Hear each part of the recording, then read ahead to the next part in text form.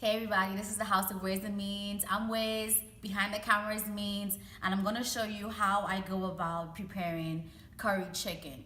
I know you guys like it, but I'm from the Virgin Islands, and so we have a certain way that we make it. I'm gonna show you how to make it with these ingredients, but of course you can use whatever ingredients that work best for you. What you wanna do is start by cutting the onions, and I'm gonna then show you how you can add the individual seasonings into the chicken itself.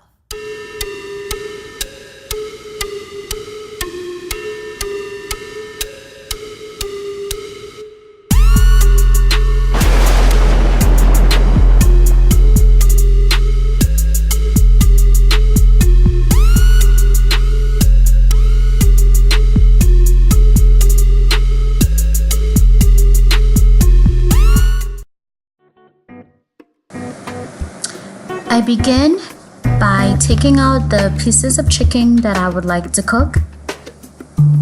As you can see, I have a bowl full of chicken and I do not need to make all of it. So I'm trying to find the best pieces that I can use, and the extras are just put into a Ziploc bag, and then I'm ready to begin. So I get the piece of chicken and I place them into my pan.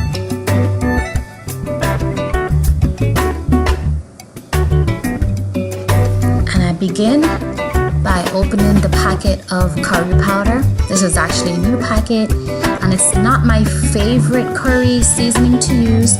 I prefer the one with the Indian head on it. I think it's called Chief. But don't make a liar out of me. Yes, I know I'm putting heaps and heaps of curry on the chicken.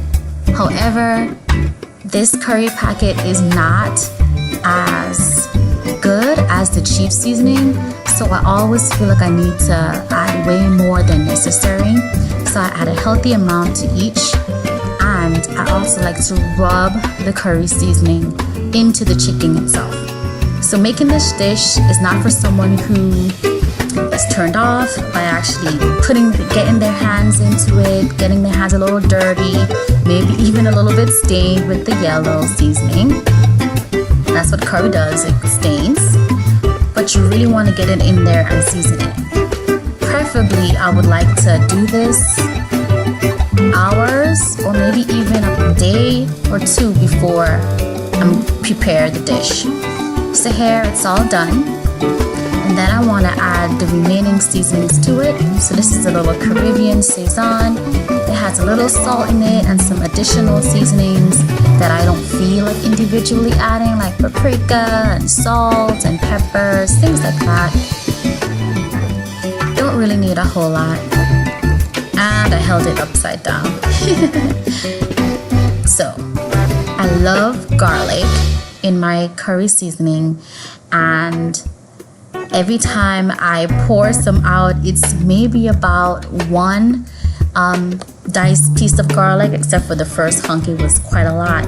But in all, and for about maybe 6 thighs and legs that I did, I want to say I probably put in about 4 cloves, 4 to 5 cloves.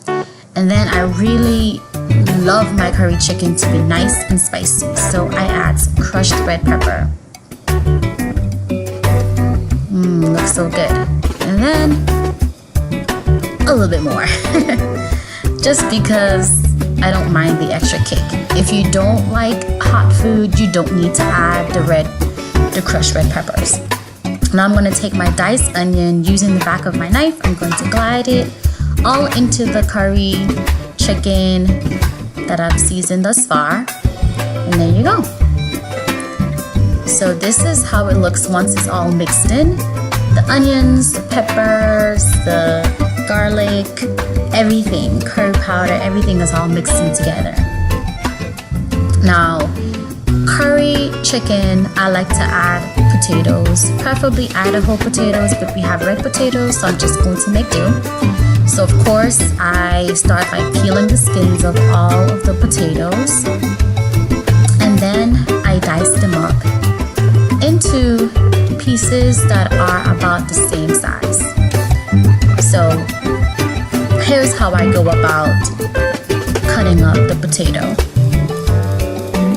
Slice it make it into manageable pieces for me to cut. As you can see, my hands are very tiny, so this just helps me with working with the tiny hands I have.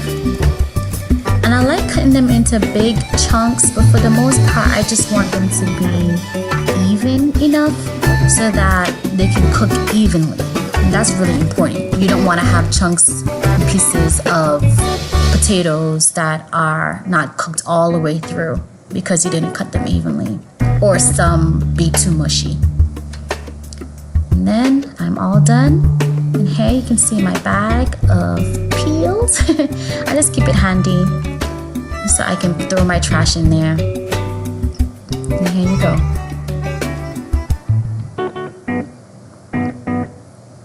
So to start, you have to warm up your pan, and you don't have to use vegetable oil. This is just what we have, so I used it. And unlike me, you only really need to coat the bottom of the pan. You do not need as much oil as I poured in there. I completely put way too much oil, which I inadvertently had to remove at the end after I finished the dish.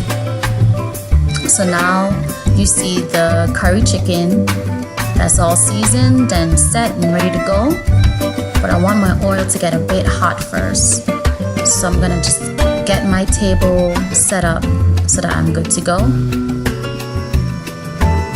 Now, the seasonings have been there, they've stayed there for a little while. So what I like to do is separate the actual seasonings, like the onions, and sometimes if I use peppers, things like that, celery sometimes, I like to separate it from the chicken and leave it in the pan all by itself, like that.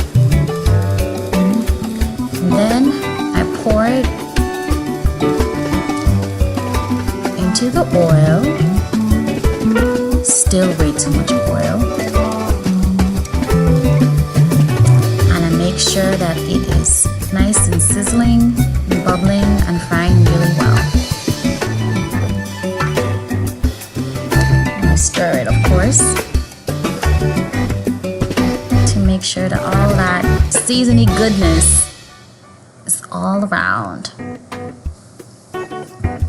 Now, I like to cook in the Dutch oven when I'm using or when I'm making curry chicken. I also really like the cast iron pans because I can put it in the oven.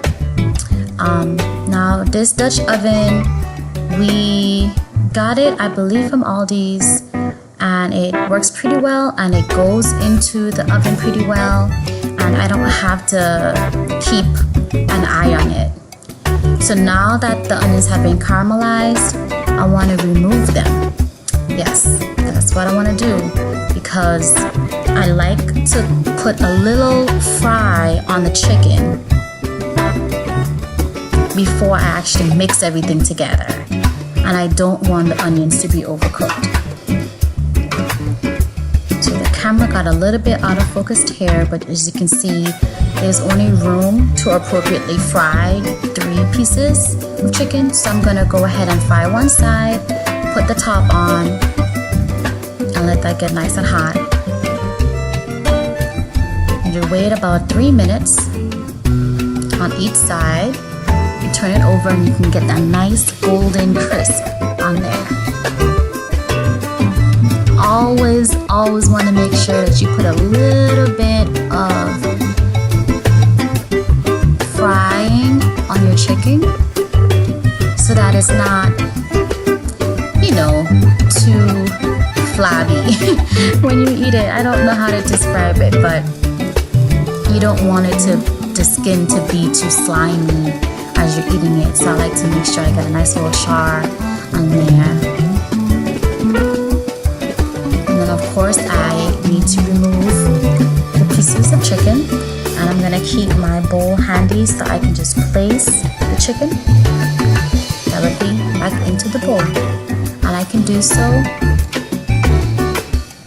for all the pieces, and and then add in the last remaining pieces of chicken and get that fried up on each side. I like to cover it because I want to make sure that it fries completely on each side. Now, here is the kicker. You want to use a little bit of cornstarch in your dish. So some people prefer to use flour. Some people don't put anything in there at all. Some people like that their potatoes get a little bit mushy so that it can help with thickening up the sauce. But I don't necessarily like mushy potatoes, so I add a little bit of cornstarch, and I do so just to thicken up the sauce. But I'll show you how I do that in a moment. Now this is a good time after taking out your chicken. If you have put too much oil in your pan, this is a good time to drain some of that oil out because you do not need all of it in there.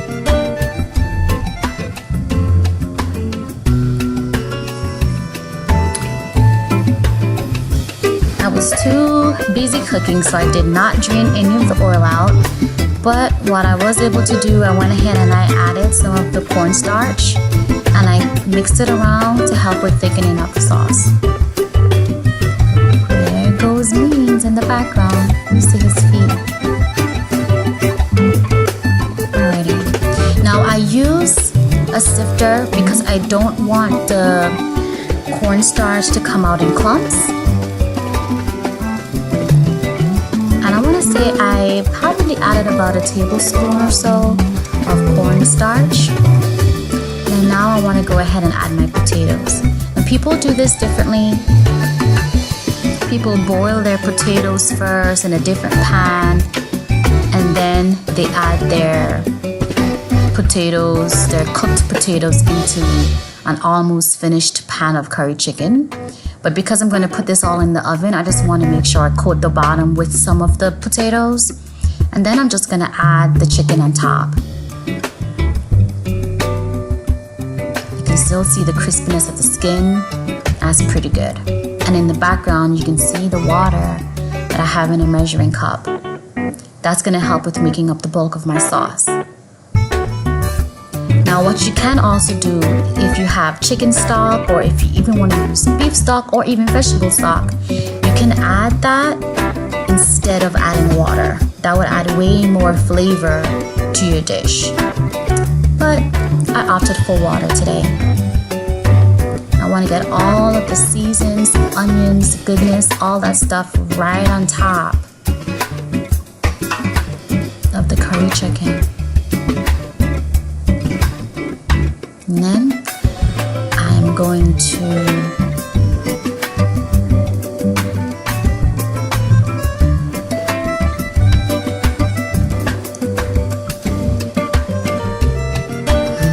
add some of the water. I want to make sure I get it all over the bottom of the pan and not just on one side.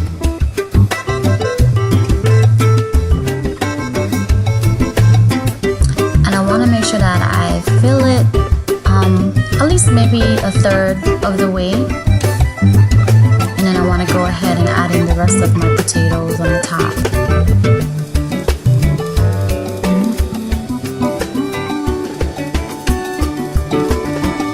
And I can add the remainder of the water. So I want to say that depending on the size of the dish that you're using, you can add enough water so that it's a little bit more than half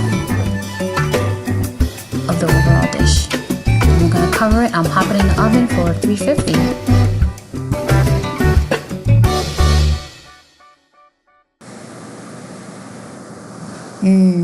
Voila!